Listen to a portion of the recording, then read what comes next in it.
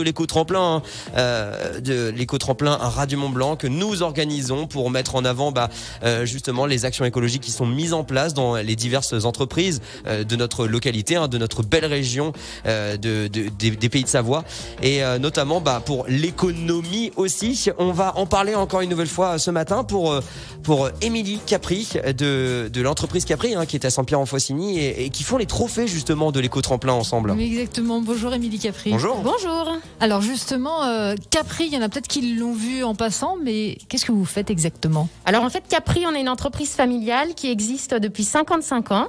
Mon mari est la 3e génération. Et donc, on va dans les carrières du monde entier pour trouver des pierres naturelles, des nouvelles pierres, des nouvelles finitions, des nouvelles couleurs. Et ensuite, on vend ces pierres dans nos 2 showrooms.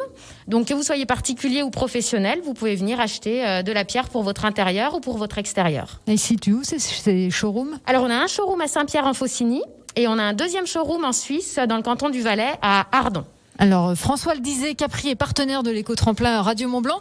Alors vous n'êtes pas candidat, vous n'êtes pas parrain d'une catégorie, non, c'est vous qui faites les trophées. Voilà, exactement. En fait, en discutant avec Caroline de l'éco-tremplin, ça nous a paru assez cohérent que le trophée soit quelque chose qui provienne d'un matériau naturel. Et quoi de mieux que d'utiliser peut-être des chutes de pierre, voilà. Donc nous, en fait, on a aussi une partie marbrerie. Donc on découpe la pierre pour faire des pièces sur mesure. Et forcément, on a des chutes. Et ces chutes-là, eh bien, justement, pour pas gâcher, on les réutilise.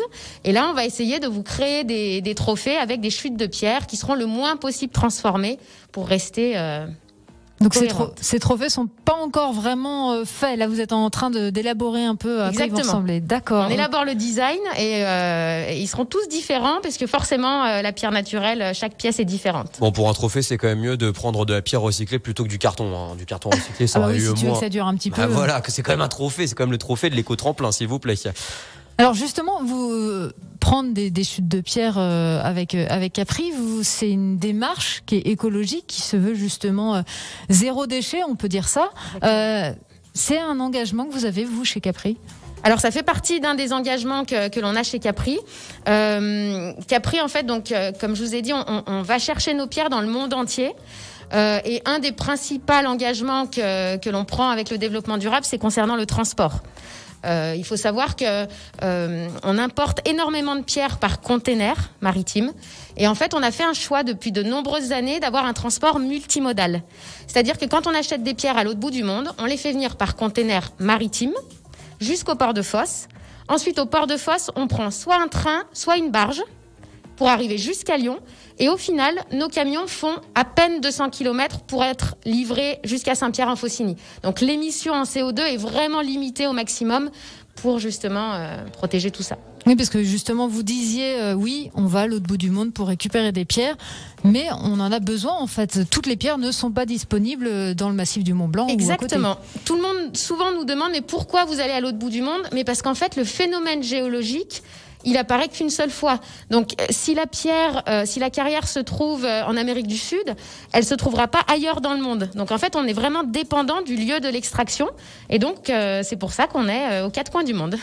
Alors, est-ce que vous savez déjà à quoi vont ressembler ces trophées éco-tremplin ? Alors, la pierre utilisée, peut-être ? Voilà. Alors, dans le style de pierre, on va rester dans des pierres quand même qui rappellent la montagne et des choses un petit peu de style ardoise.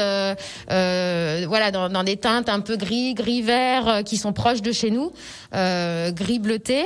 Et puis après, on va essayer de faire des choses pas trop lourdes quand même, que les gens puissent les soulever. Oui, c'est vrai. Oui, c'est vrai qu'on est sur un podium et qu'on est obligé de demander une grue pour sauver le trophée. C'est pas un Paris-Roubaix, quoi. C'est pas un pavé comme ça qu'on va soulever. Non, ce sera assez fin et sur un petit socle et ils pourront le prendre dans les mains facilement. Bon, fantastique. Donc, tous les lauréats de l'éco-tremplin pourront donc soulever ce trophée créé spécialement par Capri. Exactement. Au nombre de 6 précisément. Et puis Capri qui accompagne Radio Mont-Blanc et donc l'éco-tremplin en tant que partenaire, mais aussi les particuliers. Donc faut pas hésiter à se rendre pour un tailleur de pierre. En plus, c'est à Saint-Pierre-en-Faucigny. Ça devrait pas être trop dur à se rappeler. Merci beaucoup. Mais de rien.